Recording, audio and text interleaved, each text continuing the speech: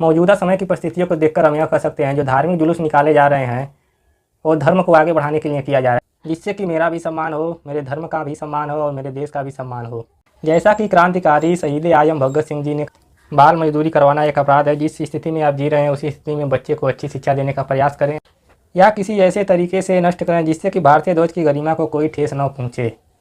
Hello दोस्तों, मैं बिरजू कुमार मुस्कान आप सभी देशवासियों को 15 अगस्त स्वतंत्रता दिवस की ढेर सारी शुभकामनाएं और बधाई देता हूं।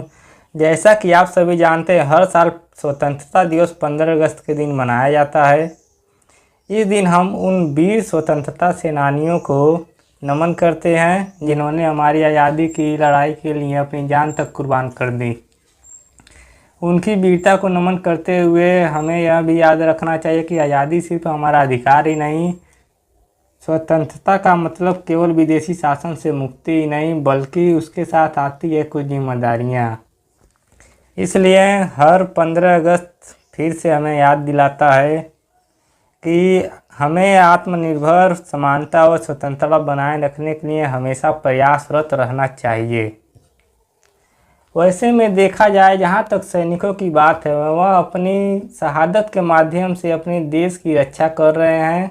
वैसे ही भारत में रहने वाले प्रत्येक व्यक्ति से हमें यह आशा है कि अगर वह अपनी सेवा को सैनिकों के रूप में नहीं दे पा रहे हैं तो अपने कार्यों को सामाजिक उत्थान, सामाजिक स्वतंत्रता और भारत के बुलंद आवाज़ को आगे बढ़ाने के लिए जो नागरिक ईमानदारी पूर्वक अपनी कार्य कर रहे हैं वह सबसे बड़ी देशभक्ति कहलाती है। मौजूदा समय की परिस्थितियों को देखकर हम यह कह सकते हैं जो धार्मिक जुलूस निकाले जा रहे हैं वो धर्म को आगे बढ़ाने के लिए किया जा रहा है, जिससे कि मैं परिपूर्ण हूँ और आप भी स्वतंत्र हैं।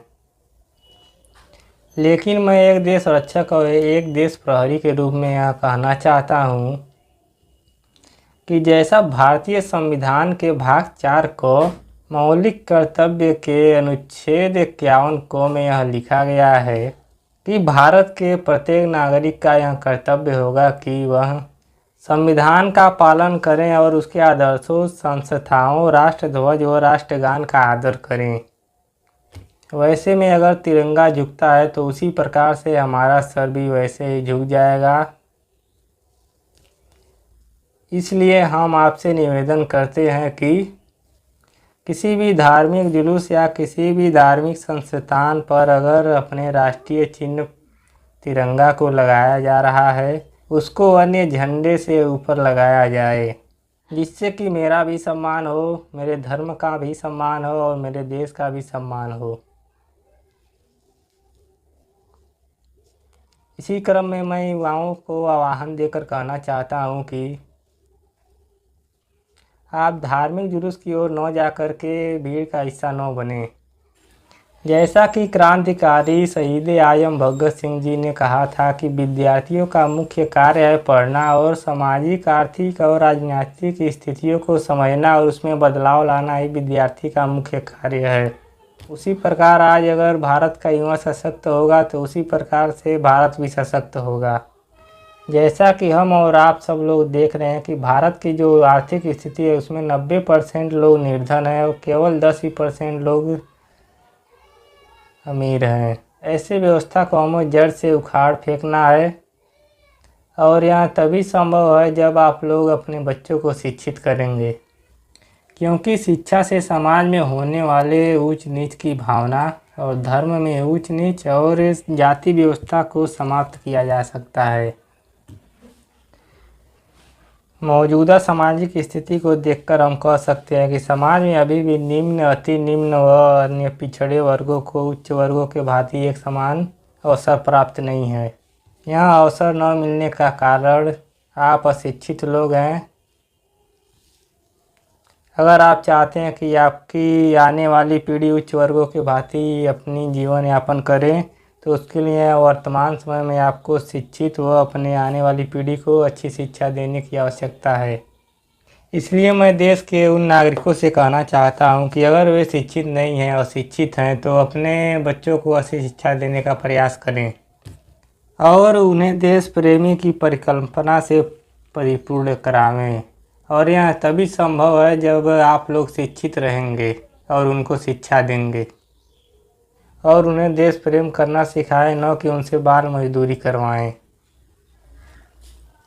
बाल मजदूरी करवाना एक अपराध है। जिस स्थिति में आप जी रहे हैं उसी स्थिति में बच्चे को अच्छी शिक्षा देने का प्रयास करें, जिसके कारण उनका भविष्य एक ईमानदार और देश प्रेमी की भांति हो जाए। मैं अपनी बातों को विराम इन शब्दों को कहकर करना चाहता हूं कि जैसा कि हम सब लोग 15 अगस्त और 26 जनवरी को राष्ट्रहित के लिए स्वतंत्रता संग्राम सेनानियों को याद में हर साल तिरंगे को फहराते हैं, इसका सम्मान हमें करना भी चाहिए, क्योंकि तिरंगा भारत की शान है और भारत हर एक भारतवासी का है। इसलिए आप सभी से निवेदन है कि आप सभी भारतीय ध्वज का सम्मान करें और हमें करना भी चाहिए। कहीं पर भी राष्ट्र ध्वज गिरा हुआ हो तो उसे उठाकर अपने घर लावें या ऐसे स्थान पर फेंकें जहाँ पर आम आदमी न पहुँच सके। आपको बता दें कि भारतीय ध्वज संहिता के खंड 2.2 के अनुसार कहा गया है कि यदि भारतीय ध्वज क्षतिग्रस्त हो या बदरंग हो जाए, फिर कट फिट जाए, तो उसे शाम के सूर्यास्त के बाद किसी शांतिपूर्ण स्थान पर लेकर जाएं, उसको जला दें या दफना दें या किसी ऐसे तरीके से नष्ट करें जिससे कि भारतीय ध्वज की गरिमा को कोई ठेस न पहुँचे।